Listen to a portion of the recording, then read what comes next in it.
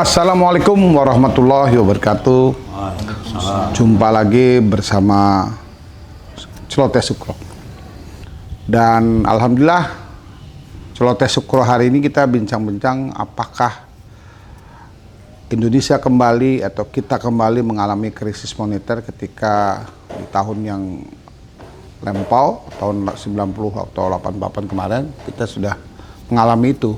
Semua bergotong royong dari pejabat sampai dilakukan pemotongan, sampai berapa kontribusi dari pejabat ada yang memberikan sumbangsih berbagai hartanya ya. Nah, untuk memberikan pengetahuan ataupun semacam inspirasi bagi kita semua, saya hari ini ngobrol atau celoteh sukro dengan pakar ekonomi Universitas Lambung Mangkurat, dan juga saya juga ditemani ya semacam, kalau saya bilang ini senioritas jurnalis senior di Kalimantan Selatan, dan juga jabatannya hari ini cukup strategis juga tentang masalah ekonomi di Barito Kuala, Marabahan. Dan selanjutnya juga ada pegiat ya, katanya pegiat ekonomi yang juga langsung juga nanti dikenakan siapa namanya apa aja singkat. Baik, kita mulai langsung dengan narasumber pertama yang sahabat saya dari dulu hingga sekarang, dan Universitas Lambung Mangkurat tempat saya mencari gelar sarjana S1, S2. Ketemu nih dengan sahabat saya juga yang juga kemarin mencetak sumber daya manusia, yang saya kemarin juga ikut serta bagaimana Kalsel punya SDM. Langsung aja kita serahkan dengan Ibu, kenalkan langsung dan bisa langsung menjawab apakah benar nih kita akan menghadapi krisis moneter ini. Terima kasih sebelumnya saya ucapkan kepada Bapak Sukro yang telah mengundang saya di acara podcast beliau, dan beliau merupakan teman lama saya sejak awal-awal berjuang setelah lulus S1 sebelum menjadi dosen. Sempat bertemu beliau di salah satu lembaga swasta. Perkenalkan, Ulun namanya Hastin Umi Anissa. Ulun sehari-hari sebagai dosen di prodi manajemen, konsentrasinya lebih ke manajemen strategi dan kewirausahaan pada Fakultas Ekonomi dan Bisnis Universitas Lambung Mangkurat. Saya juga dipercayai untuk di pusat studi ekonomi bisnis dan juga ekonomi kreatif dan kewirausahaan di LPPM ULM. Yeah. Kalau tadi Pak Sukro membahas terkait bagaimana nih kondisi sekarang ini. Memang kondisi sekarang ini tidak hanya Indonesia gitu ya, tapi hampir semua negara sedang mengalami krisis. Apalagi sekarang dipicu oleh perang antara Amerika Serikat, Israel dan Iran yang dimulai pada tanggal 26 Februari 2026. Ini dampaknya ya sampai sekarang. Kalau bisa dikatakan, kenapa kok bisa sih perang Amerika Serikat, Iran, kemudian dengan Iran itu dampaknya kok sampai ke dapur ibu rumah tangga. Nah, ini ceritanya ternyata memang kalau kita lihat perang antara Amerika Serikat dan Iran ini memang salah satunya itu adalah mengakibatkan pasokan minyak bumi itu terhambat karena Iran menguasai Selat Hormuz, yang sebenarnya Selat Hormuz itu tidaklah besar lebar gitu ya, hanya 36 km, tapi 20% pasokan minyak bumi itu melewati Selat Hormuz gitu ya.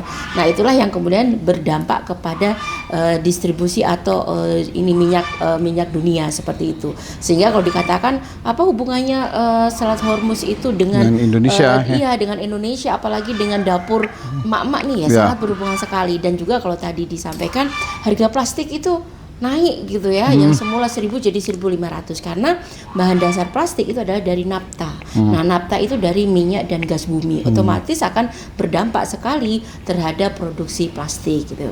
Nah, kemudian kalau ditanyakan memang krisis moneter ini sebenarnya terjadinya itu 10 tahun sekali, Pak. Kalau kita masih ingat dulu tahun 1998, di situ pertama kali Ulun sempat berpikir karena bisa nggak kuliah. Ulun angkatan 98 gitu ya, karena terjadi krisis moneter, dan itu 98 itu terulang, kemudian 2008, kemudian ke 2020, dan itu bertepatan dengan pandemi COVID-19. Nah, pandemi COVID-19 ini benar-benar agak berbeda nih dengan krisis tahun 98. Kalau krisis tahun 98 kita bisa saja mencari bahan baku substitusi untuk memproduksi suatu produk. Tapi ketika pandemi COVID-19 itu kita tidak bisa mencari barang substitusi karena benar-benar kita dibatasi untuk bergerak seperti itu, sehingga memang akhirnya terjadi benar-benar perusahaan-perusahaan banyak yang gulung tikar, bahkan sampai dikatakan gulung ambal. Nah, kalau gulung ambal itu berarti benar-benar terjadi suatu penutupan, PHK besar-besaran gitu ya, karena memang krisis yang tahun 2020 bertepatan dengan pandemi COVID itu dampaknya luar biasa sekali.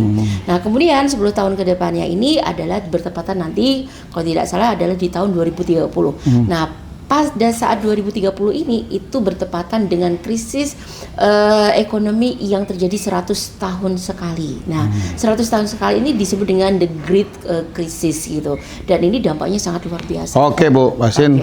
Pengantarnya sudah cukup mencerahkan bagi penonton nantinya, tapi nanti kita bahas bagaimana Indonesia atau kita menghadapi krisis itu. Kita tanyakan langsung dulu dengan narasumber yang tadi seorang jurnalis, juga seorang penulis, dan seorang hari ini jabatannya tidak tanggung-tanggung sebagai bumdesnya Marabahan.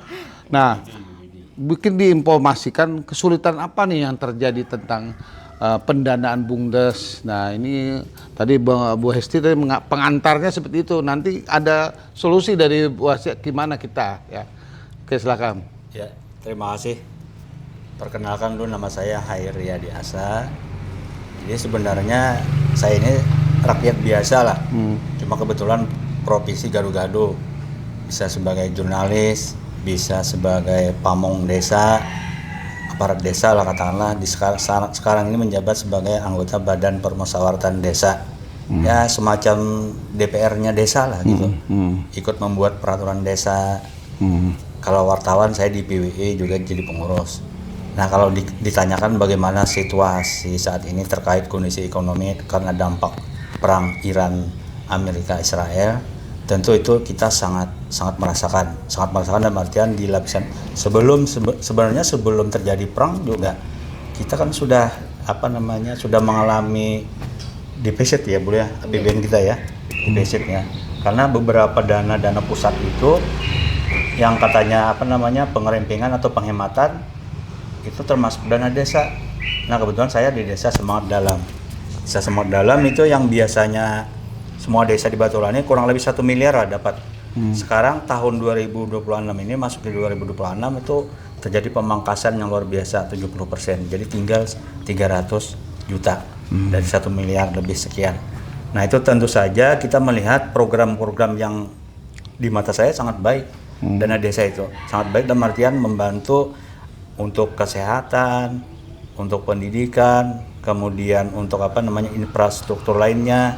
Nah, sekarang tidak ada lagi dibicarakan di Musrenbang, Musyawarah Perencanaan Pembangunan Tingkat Desa itu. Jadi sempat satu kali kita musrenbang, begitu ada kebijakan pemotongan dana desa, semua program yang di musrenbang itu otomatis tidak ada yang bisa jalan. Terhentilah total. Terhenti. Bahkan sampai saat ini untuk Semangat Dalam desa kami 4 bulan ini insentif RT pun tidak bisa dibayar. Bukan berarti kita mengandalkan dana desa.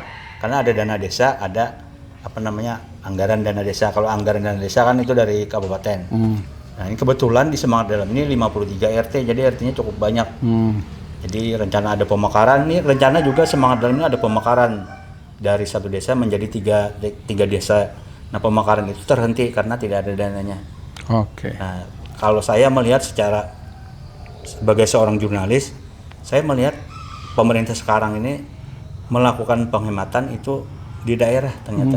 Yang dikerempengkan di daerah, di atas tetap gemuk. Artinya piramidanya terbalik ini. Kenapa saya katakan itu? Di pemerintah kabupaten kota itu dipangkas jabatan-jabatan kepala dinas itu bahkan merger. Tapi sementara di pusat menteri ditambah. Setiap kementerian ada wakil menteri. Apakah itu tidak boros? Ya. Nah, artinya ini piramida terbalik kebijakan Presiden kita ini di mata kami mungkin itu terbalik. Artinya di satu sisi ingin penghematan, tapi di sisi lain pemerintah pusatnya gemuk, boros gitu ya. Oke. Menarik apa yang disampaikan seorang Haryadi bahwa ada dua masalah. Anggaran yang dirancang untuk pengorganisasian Bung Des jadi untuk mempercepat apa program pemerintah ternyata sudah tidak dikatakan kolap lagi, hampir mati lah karena persoalan anggaran. Yang kedua tadi menarik biar Pak Haryadi bahwa hari ini juga ternyata dampak dari sebuah krisis moneter yang kata Bu Hesti tadi bahwa ini mengakibatkan perencanaan pembangunan piramidanya terbalik. Kok bisa harusnya katanya rakyat dulu yang harus kuat, baru yang di atas. Ini terbalik, di atas yang kuat-kuat, rakyat tetap tidak diberdayakan. Nah, kita tanya nih, ini mewakili rakyat, pegiat influencer deh yang namanya, kenalkan namanya. Nanti kesimpulan bagaimana Bu Hesti yang memberikan langkah-langkah apa nih sebenarnya yang harus kita lakukan. Silakan. Bismillahirrahmanirrahim. Assalamualaikum warahmatullahi wabarakatuh. Alhamdulillah ini momen yang sangat luar biasa menurut saya. Terima kasih buat Pak Sukro yang sudah memberikan fasilitas kita ngobrol bareng begini. Mudah-mudahan jadi pencerahan lah buat teman-teman semua. Jadi pas juga kita mau banyak pencerahan dari beliau ya sebagai pakar ekonomi. Karena kan kalau saya pribadi Bu, karena saya ini 12 tahun ada bekerja di sebuah surat kabar media terbesar di Kalsel. Kemudian 2019 itu memutuskan untuk resign karena apa? Karena memang salah satu motivasinya itu memang ada dorongan untuk mengeksplor daerah-daerah, pengen tahu secara langsung bagaimana gitu kan. Karena kan selama kalau kita di media itu kan kita ngambil rilis itu angka-angka yang dikeluarkan secara resmi oleh pemerintah. Nah, saya cuma pengen tahu aja tuh gitu nah. Apakah benar kan soalnya mohon maaf lah kalau angka ini kan kalau diganti-ganti dimanipulasi bisa aja gitu kan. Ya. Cuma kalau yang namanya kenyataan di bawah kalau misalnya ternyata anak-anak terlantar, anak-anak jalanan, kemudian banyak juga angka kemiskinan, ini kan itu nggak bisa dimanipulasi. Kalau memang kenyataannya begini pasti begini. Jadi sejak 2017 itu saya secara mandiri bahkan juga berkolaborasi dengan beberapa lembaga amal itu kita keliling. Di antaranya di daerah Batola sampai ke daerah Tabukan, Banjarbaru, Banjarmasin, sampai ke mungkin Martapura, agak ke sana sedikit, Istanbul ya kalau nggak salah tuh ya. Nah memang fenomena-fenomena yang kita dapatkan itu, jujur saja kalau saya akhirnya malah percaya dengan statistiknya dari Bank Dunia gitu loh. Kan Bank Dunia ngeluarin rilis tuh, kalau angka kemiskinan 60%, sedangkan kalau BPS ngeluarin hanya 8,5% tuh. Kok saya pikir kok terlalu marginnya terlalu jauh sekali gitu loh. Nah ternyata setelah saya pelajari BPS itu kan menentukan standar kemiskinan itu kan di angka 500.000. Iya. Kalau udah orang punya 500.000 per bulan dianggap mampu gitu. Iya. Saya pikir barusan kan saya cerita tadi tuh kemarin aja saya mau beli es coklat itu orang bilang yang jual tuh mohon maaf ya Pak enggak ada plastiknya. Artinya apakah ini relevan standar yang ditentukan oleh BPS untuk mengukur menjadi tolak ukur standar kemiskinan? Saya takutnya begini Bu, karena kalau kita standar itu terlalu ditekan, justru tidak ada improvisasi dari pemerintah gitu loh. Oh udah banyak kok kita yang terentas dari kemiskinan, tapi ternyata di lapangan kan banyak yang masih jauh dari di bawah garis kemiskinan. Nah itu saya pengen ada pencerahannya dari Ibu Dokter gitu ya. Dan saya setuju dengan Pak Haryadi Asa tadi. Sebenarnya kalau krisis sebenarnya Timur Tengah ini cuma memperparah aja. Kalau sebelumnya sih sebenarnya sudah terasa sebenarnya. Nah, apakah memang kita ini sebenarnya kalau dikatakan 10 tahun sekali atau jangan-jangan polarisasinya lebih dari itu Bu? Mungkin. Nah mungkin silakan Pak. Ya itu kalau dari saya sebentar. Oke. Jadi dua pengamat atau pembicara kita lebih menanyakan tentang kembali tadi apakah kondisi keuangan dunia, kondisi yang dikadang moneter ini, Bu Hesti mengatakan bahwa ini sebenarnya ada periodisasi, ada jangka waktu. Nah, pertanyaan yang kami sampaikan dalam input dari dua narasumber ini, apa harusnya yang kita lakukan sekarang? Kondisi yang ada ya di Indonesia, kalau kita persempit di Kalimantan Selatan, memang kalau melihat standar kemiskinan secara nasional itu kan memang dikatakan per kapita per bulan itu adalah tepatnya 580 952 ribu. Kalau di Kalsel itu agak meningkat 617 ribu gitu ya. Jadi kalau pengeluarannya sudah di atas 617 ribu itu dikatakan dia sudah mampu. Ini belum dikurangi dengan pengeluaran setiap bulan yang jelas untuk pendidikan, kemudian air, listrik gitu ya. Nah itu ya kita lihat ya standarnya sangat ya sebenarnya ngap-ngap lah, minim banget seperti ngap-ngap lah nggak bisa. Betul. Nah kenapa kalau bisa dikatakan Indonesia sebenarnya kalau sejak krisis moneter tahun 98 Indonesia sebenarnya masih bisa survive karena memang kita diuntungkan salah satunya itu banyaknya kita itu the real market gitu loh Pak ya. Apa maksudnya itu benar-benar pasar yang nyata, ada produk yang dijual ya. Kalau singkatnya itu misalnya ada UMKM seperti itu. Jadi kita diuntungkan ada pasar yang memang benar-benar ada barangnya. Nah, krisis moneter yang terjadi tahun 1998 itu ya, 1998 itu karena kan ada pasar saham. Pasar yang kalau dikatakan itu ini ya seperti ekonomi gelembung sabun. Itu kelihatannya itu besar, tapi ketika ada sedikit saja gangguan misalnya apa isu apa gitu ya, naiknya apa krisis negara tertentu, maka itu langsung meledak gitu ya. Makanya disebut dengan krisis ini ya ekonomi gelembung sabun. Nah, Indonesia salah satunya diuntungkan karena kita memang banyak ekonomi yang benar-benar real, makanya kita sangat beruntung sekali ada Paman Sayur, Acil Wadai gitu yang benar-benar berjualan secara real, produknya nyata gitu. Dibandingkan yang kalau kita hanya berdasarkan pada pasar saham seperti itu sangat-sangat ya sangat rentan sekali dengan adanya isu-isu sedikit seperti itu. Nah, berarti di sini kalau dan misalnya kalau ditanya apakah nanti bisa jadi kalau dikatakan itu nanti di tahun 2026 ini bulan Juni katanya ini adalah puncak inflasi dan deflasi. Nah, inflasi deflasi itu ngeri Bapak gitu ya. Kalau deflasi itu sebenarnya apa? Barang itu ada, tapi gitu bisa ya, beli kita. nilai ibaratnya itu daya beli masyarakat itu nggak ada. Betul. Dan yang ada itu menengah ke atas. Kalau menengah ke atas di bawah nggak putar ya percuma gitu. Itulah yang kemudian menyebabkan deflasi. Dan deflasi ini dampaknya itu multiplier effect. Gitu ya. Kalau misalnya nih barang yang ada di pasar ada, tapi masyarakat tidak memiliki kemampuan untuk beli, otomatis kan barang nggak laku. Kalau barang tidak laku, berarti perusahaan itu akan menyetop tuh untuk produksi barang itu. Kalau perusahaan nyetop untuk produksi barang, otomatis perusahaan kan biaya meningkat. Akhirnya apa? Mengurangi jumlah pegawai atau karyawan. Nah, kalau pegawai atau karyawan dikurangi, nggak produksi, kan otomatis terjadi PHK. Kalau mereka PHK, gitu kan, akan menciptakan lagi apa? Menambah pengangguran. Makanya disebut deflasi itu lebih mengerikan dibandingkan dengan inflasi. Bukan berarti kemudian oh ya udah inflasi saja, tidak gitu kan. Tapi deflasi itu dampaknya adalah multiplier effect. Itu sangat berdampak sekali dan itu bahaya sekali bagi perekonomian suatu negara. Dan itu diperkirakan nih menurut pengamat ekonomi itu di Juni 2026 ini kita kemudian akan ada terjadi deflasi dan inflasi. Maka dari itu disinilah perlunya penguatan ekonomi. Kita memang harus benar-benar ekonomi yang berdasarkan atas real, tidak menggantungkan pada ekonomi yang sekunder, pasar sekunder yaitu seperti saham ataupun yang lain. Nah, menggerakkan ekonomi ini memang perlu benar-benar harus memberdayakan masyarakat gitu kan. Ya alhamdulillah Indonesia salah satunya diuntungkan kita punya sumber daya alam yang banyak ya Pak ya. Gitu ya. Kalau di Kalimantan Selatan saja batu bara, kemudian apalagi ya kelapa sawit ya, kemudian dan lain-lain banyak gitu ya. Tapi ini memang benar-benar harus digerakkan untuk masyarakat ya sesuai dengan Undang-Undang Dasar 45 lah.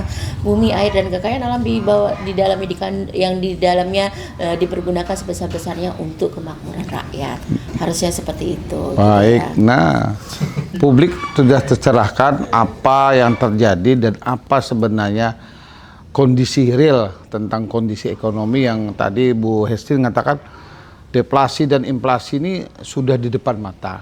Nah, pertanyaan yang kita tanyakan ulang kepada beliau adalah keunggulan kita adalah bagaimana masyarakat yang bisa berkreasi, bisa berinteraksi, ini keunggulan kita. Nah, apa sih yang harus program ekstrim dari pemerintah dalam hal nanti kalau memang inflasi deflasi ini sudah menjadi hal yang luar biasa, apa harusnya? Kan ini kita katakan jujur, sikap kita apa? Kalau terjadi deflasi kan pengangguran meningkat, barang tersedia tapi gak ada yang belinya. Apa nih saran ekstrim sehingga dua orang pelaku yang kita sebagai mewakili pelaku, Pak Adi, Pak Haryadi ini nggak mikir lagi dana BUMDes gak ada, ternyata bisa dilakukan apa nih? Kita ada saran yang konkretnya.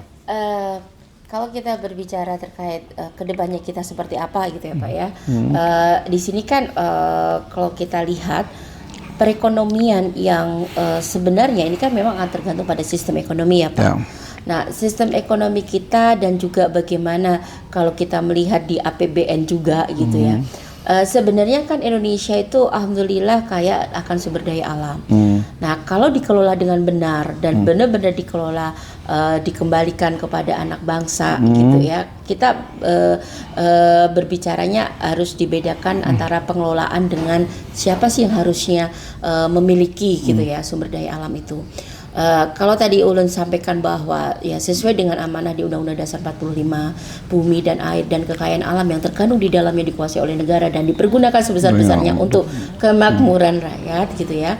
Maka ya harusnya memang benar-benar kita kelola sendiri Pak. Itu yang pertama.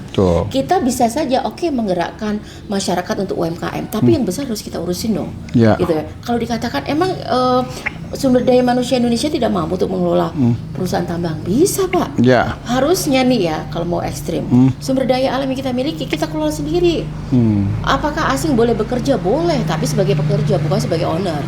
Nah inilah maka dari itu kalau Pian kan duduk di legislatif tuh, harusnya memang benar-benar sumber daya alam itu dikelola oleh anak bangsa sendiri. Sehingga kalau dikelola oleh anak bangsa sendiri Pak Dia, benar-benar akan memadat karyakan, ibaratnya itu mengurangi pengangguran gitu kan. Jadi kita nggak perlu mendatangkan sumber daya manusia dari luar Pak. Kecuali kalau memang benar-benar terkait dengan skill yang kita nggak ada di Indonesia. Kalau Ulun yakin Indonesia punya Pak. Banyak kok kalau misalnya kita mau lihat itu, banyak yang juara-juara olimpiade matematika fisika. Tinggal kita memang benar-benar memberdayakannya. Jadi kita yang tidak hanya kita memberdayakan UMKM tadi ya, tapi kita yang pertama kita urusin dulu sumber daya alam Indonesia harus kita benar-benar ngatur. Ya makanya nanti ya regulasinya dan lain-lain sehingga ya kalau mau asing mau menguasai di Indonesia ya hanya sebagai pekerja bukan sebagai owner. Nah itulah kemudian yang kedua menggerakkan masyarakat. Kalau dikatakan masyarakat Indonesia khususnya nih untuk di Kalimantan Selatan, mereka jiwa pedagang Pak. Ada yang kalau jiwa pedagang itu beda banget. Bedanya itu adalah Pak, mereka lihat sesuatu tuh peluang bisnis. Masyarakat Banjar apalagi Pak, gitu ya. Maka dari itu ini perlu dukungan yang benar-benar gitu ya. Kita mau ini ya bersaing di takaran internasional. Contohnya air ini kan bisa diproduksi oleh orang Banjar asli ya. Betul gitu ya. Dengan katanya memang harus benar-benar berani regulasinya memang untuk pemberdayaan masyarakat gitu ya. Selain tadi yang besar kita urusin, kemudian masyarakat juga harus berdayakan dengan tadi ya didukunglah dari sisi regulasinya, kemudian modal kalau bisa modal tanpa bunga gitu kan banyak saja sebenarnya kita punya sumber seperti itu. Kemudian yang kedua adalah memang harus dibekali dengan keterampilan, kompetensi gitu ya. Gimana sih sekarang ini UMKM bisa loh, apalagi sekarang ini sudah revolusi industri 5.0 Pak. Itu sudah masyarakat society. Kita sekarang ini kalau bekerja tidak lagi secara konvensional, sudah menggunakan data secara ini ya digital gitu ya. UMKM harus dibekali pengetahuan itu, harus mempunyai kemampuan misalnya nih pemasaran tidak lagi pemasaran tradisional tapi sudah online marketing, digital marketing seperti itu. Nah, ini siapa yang punya power menggerakkan ini? Pemerintah gitu kan. Nah, yang bisa kemudian mengeluarkan aturan regulasi untuk UMKM kita ini bisa maju ke depan, bisa go internasional, go digital. UMKM-nya nggak lagi yang misalnya ya kalau di Indonesia masih kepada kuliner gitu ya, yang 17 sektor ekonomi kreatif.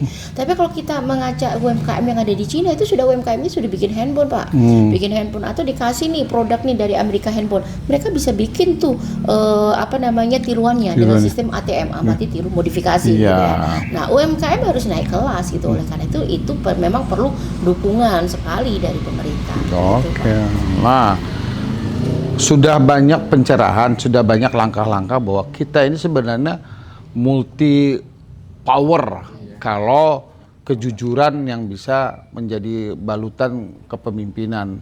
Dan Bu Hesti mengatakan Undang-Undang Dasar 1045 itu bahwa semuanya itu harus berdasarkan rakyat dan kembali ke rakyat. Dan Bung Des ini apa ketika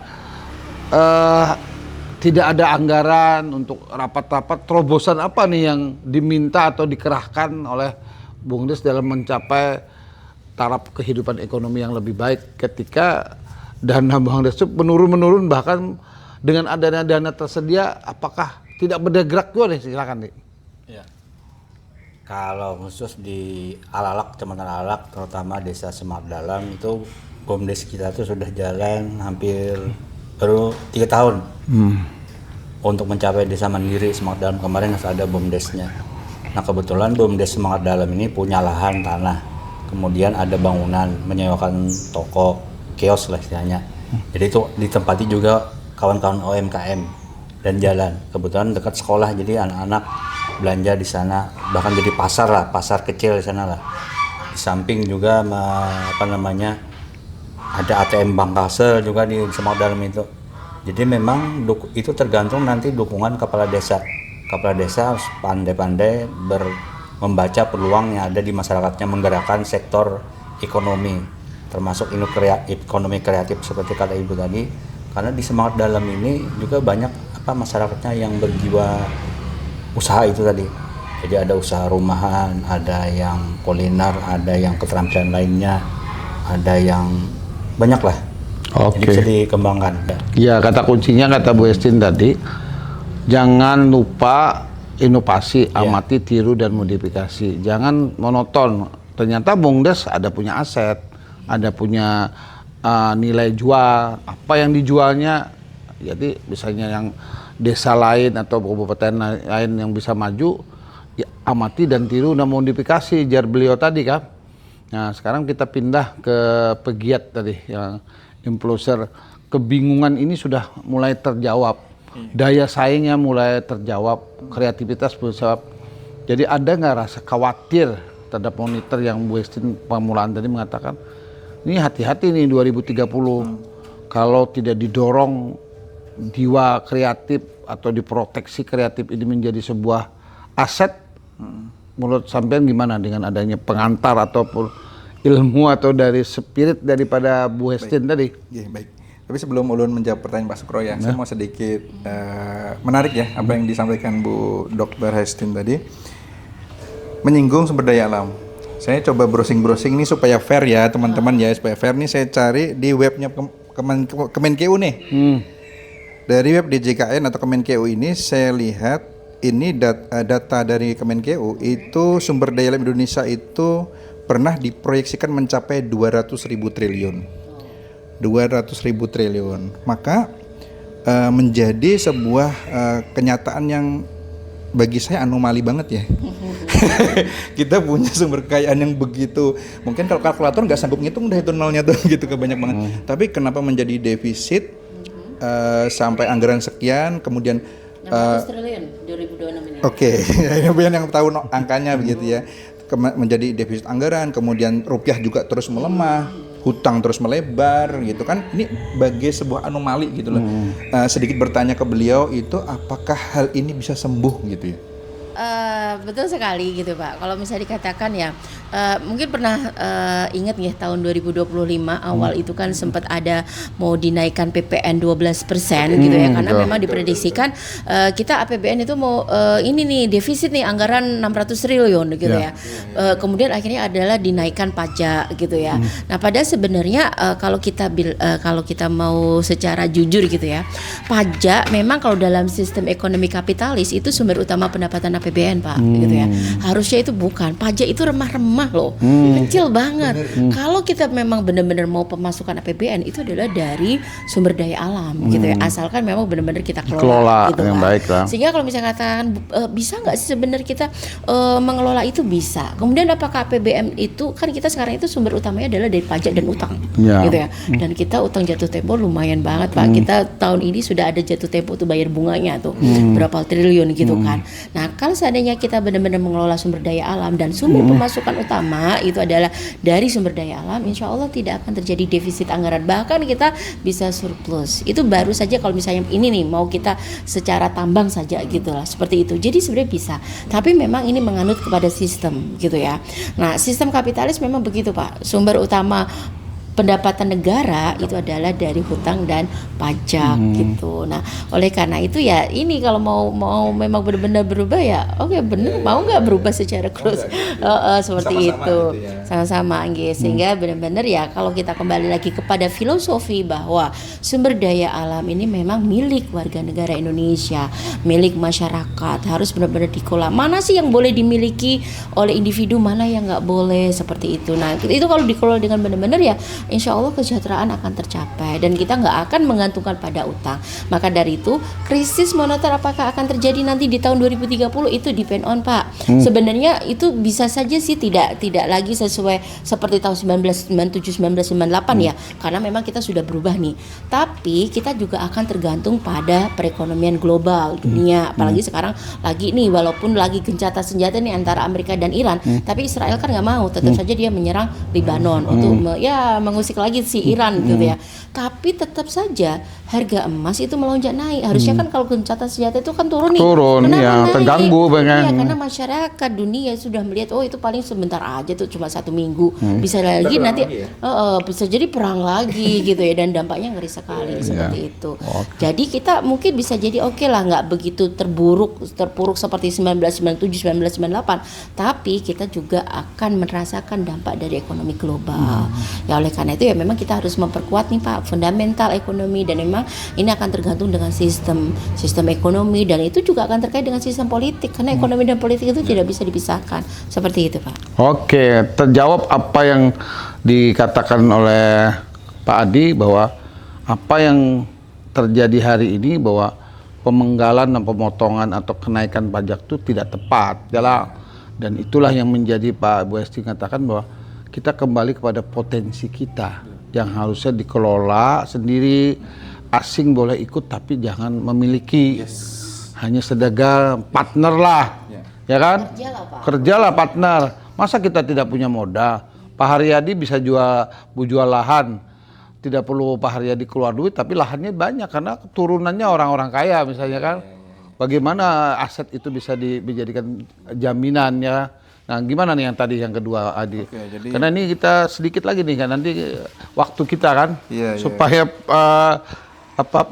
kita pendengar kita, penonton kita, paham nih apa itu moneter, apa yang kita dilakukan kita saat ini, silakan. Oke, berarti jadi senang ya saya mendengar ikut terlibat dalam pembicaraan sore hari ini, karena ini saya berharap teman-teman yang nonton ini itu menjadi lebih aware lagi, lebih banyak lagi nge-explore yang memang konten-konten yang bisa menambah kita terbuka terhadap situasi gitu ya.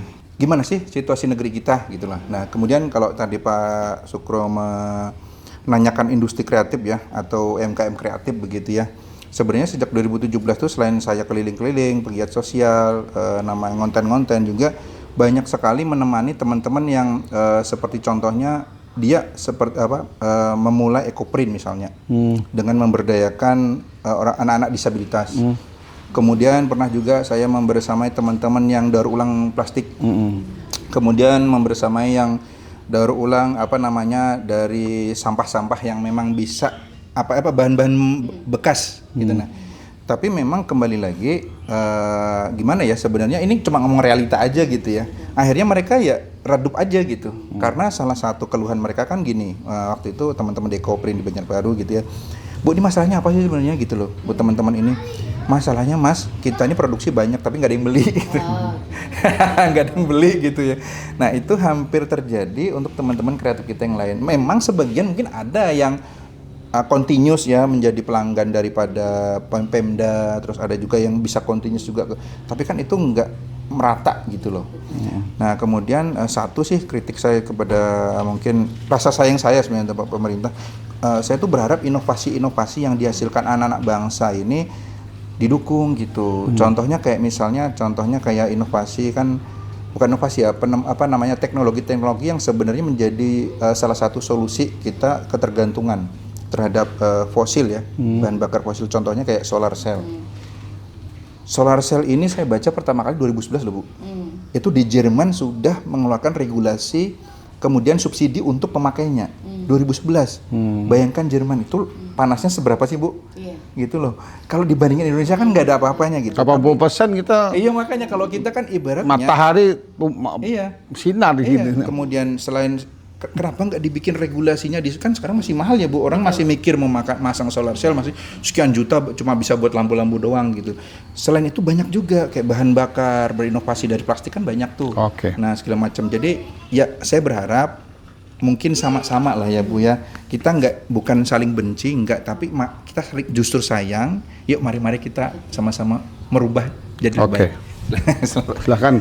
Baik pemirsa Celoteh Sukro, bahwa bincang-bincang kita tentang moneter itu akan terjadi, bagaimana kita menghadapinya. Nah, tadi sudah secara sistematik kita ngobrolnya. Mungkin kata kuncinya tadi dikatakan oleh pakar ekonomi Hussein bahwa kembali kepada regulasi, bahwa keadilan itu di atas segala-galanya. Karena kita sudah ada undang-undang dasar buat terbilang bahwa kekayaan negara mulai dari minyak, bumi, air dan kekayaan alam. Pasal 33 itu dikembalikan kepada rakyat, ya kan. Ada singkat lagi Bu tipsnya supaya kita siap-siap nih, karena penutup 3 bulan lagi nih, bahkan oleh mantan Presiden Pak Yusuf Kala, mantan Wakil Presiden kita sudah masuk krisis namanya. Apa nih tips terakhir? Ya krisis ya kalau diprediksikan itu ya nanti di bulan Juni 2026 ya kita berharap tidak terjadi ya Pak ya. Nah maka dari itu kita bisa melakukan peran kita masing-masing gitu ya. Kalau peran ya sebagai pemerintah jelas harus mengeluarkan regulasi kebijakan yang memang mendukung, dalam artian mendukung untuk bagaimana sih perekonomian Indonesia itu ke depannya. Yang jelas Indonesia kaya akan sumber daya alam, kita berharap memang benar-benar untuk kesejahteraan masyarakat. Kemudian yang kedua adalah peran kita sebagai misalnya tadi ada pelaku UMKM atau misalnya penggiat ekonomi gitu ya.